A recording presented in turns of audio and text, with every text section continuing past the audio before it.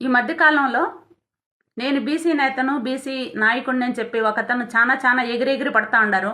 అంత ఎగరాల్సిన అవసరం లేదు. ఎంత ఎగిరినా కూడా మళ్ళా భూమి మీదకే రావాలి.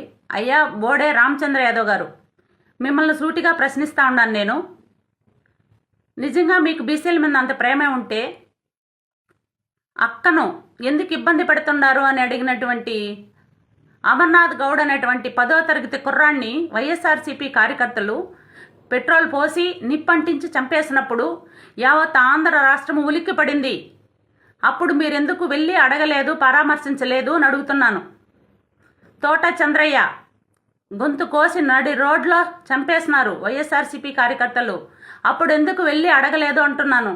అప్పుడు ఎందుకు వెళ్ళి ప్రశ్నించలేదు వాళ్ళ తరపున అని అడుగుతున్నాను. వాళ్ళ కుటుంబానికి ఉద్యోగం ఇవ్వాలనుకుంటే, ప్రభుత్వం అనుకుంటే వైఎస్ఆర్సీపీ వాళ్ళు ఇవ్వకుండా అడ్డుపుల్ల వేసినప్పుడు ఎందుకు మీరు వెళ్ళి వాళ్ళ పక్షాన మాట్లాడలేదు అని అడుగుతున్నాను. మీకు నిజంగా బీసీల మీద అంత ప్రేమే ఉంటే ఎక్కడ బీసీలకు అన్యాయం జరిగినా కూడా వెళ్ళండి, పరామర్శించండి, ఆదుకోండి, వాళ్ళ పక్షాన నిలబడండి. వద్దని ఎవరు అనటం లేదు.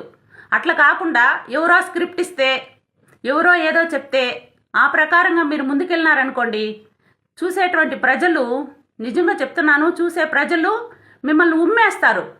ఆ పరిస్థితిని తెచ్చుకోవద్దండి. యాదవ కులము చాలా గొప్ప కులము. ఆ కులానికి ప్రతిష్టను పెంచండి, దిగజార్చొద్దండి. దయచేసి మీ ఆలోచన ధోరణిని మార్చుకోండి. ప్రజల దగ్గర మంచి నాయకుడిగా నిలబడండి. Please subscribe to Leo news for more videos.